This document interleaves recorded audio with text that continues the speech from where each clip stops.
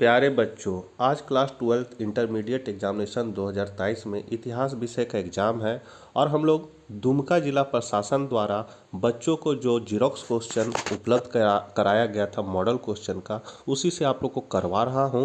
तो ये लास्ट दीर्घ उत्तरीय प्रश्न आप लोगों को बता रहा हूं, जाते जाते इसको देख लीजिए और इसके बाद तुरंत आपको ऑब्जेक्टिव क्वेश्चन भी बताएंगे। तो ये सब क्वेश्चन बहुत सारे इंपॉर्टेंट है जो आपके परीक्षा में आ सकते हैं, तो ध्यान देने की आपको ज़रूरत है। चैनल पर पहली बार है तो चैनल को सब्सक्राइब कर ले, घंटी का आइकन को दबाकर ऑल नोटिफिकेशन ऑन कर ले और साथ ही इतिहास के बच्चों यह वीडियो जरूर शेयर करें। तो चलिए हम लोग आज कुछ नया सीखते हैं। पहला क्वेश्चन है, स्वराज पार्टी की व्यवस्था कब और कहाँ हुआ था? तो 1 जनवरी 1927 को चित्तरंजन दास और मोतीलाल नेहरू ने इलाहाबाद में स्वराज पार्टी की स्थापना की। दूसरा क्वेश्चन है, 2 लिपियों का जिक्र करें जिन्हें सम्राट अशोक के अभिलेखों में उपयोग किया गया है।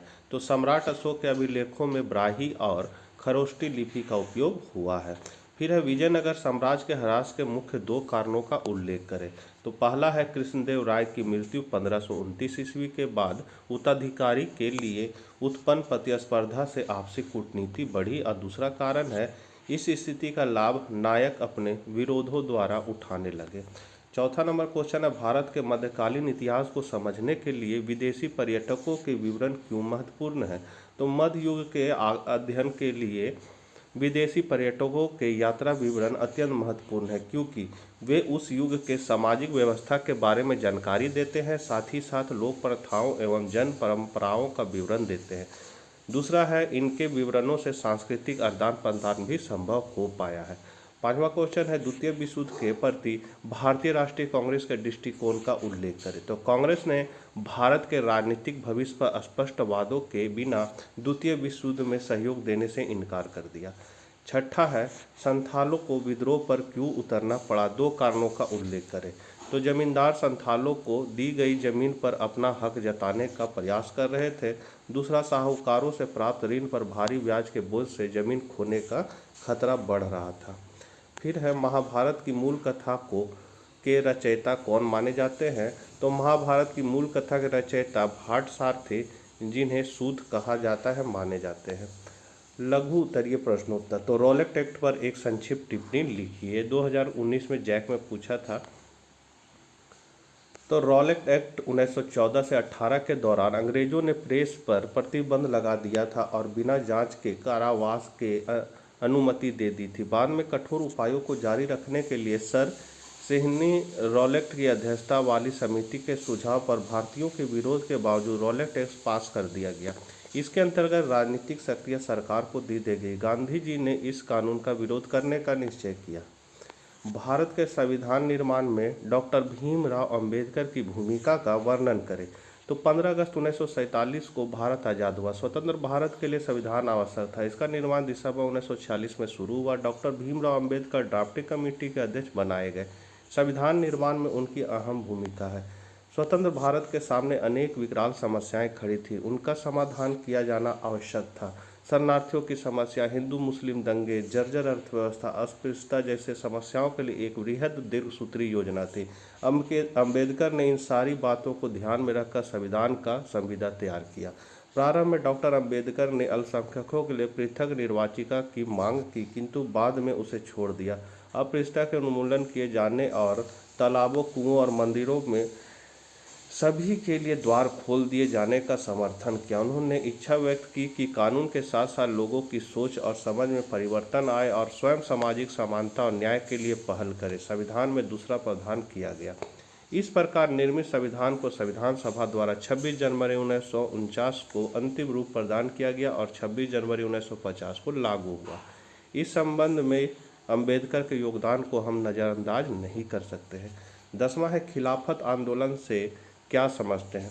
तो खिलाफत आंदोलन प्रथम महायुद्ध में अंग्रेज ने तुर्की के सुल्तान के विरुद्ध लड़े थे। इस युद्ध में उन्होंने भारतीय मुसलमानों का सहयोग भी प्राप्त किया था। मुसलमानों ने अंग्रेजों के साथ एक इस शर्त पर दिया कि मतलब मुसलमानों ने अंग्रेजों का साथ इस शर्त पर दिया कि युद्ध के बाद तुर्की के सुल्तान के साथ अच्छा व्यवहार किया जाएगा, परंतु युद्ध की समाप्ति पर अंग्रेजों ने वहां के सुल्तान के साथ बहुत बुरा व्यवहार किया। मुसलमान तुर्की के सुल्तान को अपना खलीफा मतलब धार्मिक नेता मानते थे, इसलिए वे अंग्रेजों से नाराज हो गए और अंग्रेजों के विरुद्ध एक आंदोलन आरंभ कर दिया।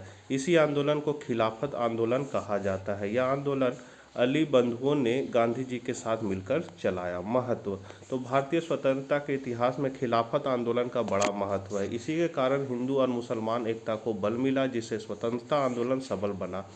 अंग्रेजी सरकार जनता के सहयोग से वंचित हो गई। फलस्वरूप 1857 ईस्वी क्रांति के बाद अंग्रेजी सरकार एक बार पुनः दुविधा में पड़ गई। 11 है रॉलेट एक्ट पर टिप्पणी लिखिए। तो ब्रिटिश सरकार ने 1919 ईस्वी में रॉलेट एक्ट बनाया। चेम्सफोर्ड सुधारों में राष्ट्रीय नेता निराश थे। राष्ट्रीय नेताओं के अंदर असंतोष था, अतः सरकार ने ये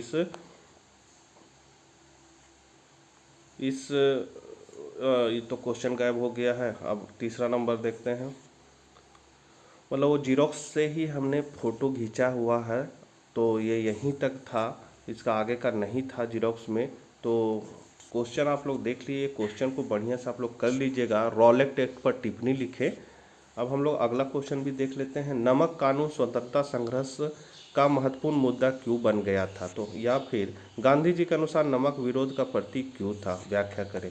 तो स्वतंत्रता दिवस मनाने के शीघ्र बाद अर्थात फरवरी 1930 ईस्वी में गांधी जी ने घोषणा की कि वे अंग्रेजों के सर्वाधिक घृणित कानूनों में से एक नमक कानून, जिसके द्वारा नमक के उत्पाद और विक्रय पर राज्य को एकाधिकार प्रदान किया गया है, को तोड़ने के लिए एक यात्रा का नेतृत्व करेंगे। नमक एकाधिकार के जिस मुद्दे पर उन्होंने चुनाव किया था वह उसकी राजनीतिक समझदारी एवं कुशलता का उदाहरण था। नमक का प्रयोग भारत के प्रत्येक घर में किया जाता था, लेकिन सरकार द्वारा घरेलू उपभोग के लिए लोगों द्वारा नमक बनाने पर रोक लगा दी गई तथा ऊंचे दामों पर दुकानों में नमक खरीदने के लिए बाध्य किया गया। सरकार का नमक कानून अत्यंत अन्यायपूर्ण था। समुद्र के किनारे रहने वाले लोगों को प्राकृतिक रूप से बने नमक पर उठाने पर पाबंदी लगा दी गई थी। सरकार इस प्रकार के नमक को नष्ट कर देती थी, लेकिन भारतीयों को इसका प्रयोग करने का अधिकार नहीं था।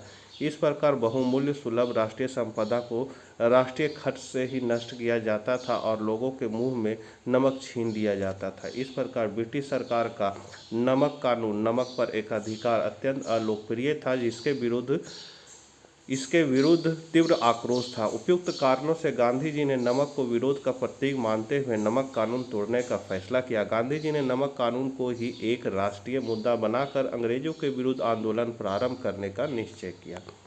अगला है दांडी यात्रा से आप क्या समझते हैं? संक्षेप में लिखें। या फिर सविनय अवज्ञा आंदोलन क्या था या क्यों शुरू किया गया? तो अत्यधिक महंगाई से उत्पन्न अराजक स्थिति के बीच अंग्रेजों द्वारा नमक कानून लागू करने से जनता में आक्रोश व्याप्त था। गांधी जी ने आंदोलन को हिंसात्मक होने से बचाने और सरकार पर दबाव बनाने के उद्देश्य से दांडी यात्रा के द्वारा सविनय अवज्ञा आंदोलन की शुरुआत की। यह 1930 से 1934 ईस्वी तक चला। सविनय अवज्ञा आंदोलन गांधीवादी प्रतिरोध का एक रूप था। सविनय अवज्ञा को गांधी जी का अभिप्राय अंग्रेजों की शांतिपूर्वक अवज्ञा करना अथवा उनके आदेशों की अवहेलना करना था। उन्होंने सविनय अवज्ञा आंदोलन का प्रारंभ दांडी मार्च एवं नमक कानून का उल्लंघन कर किया।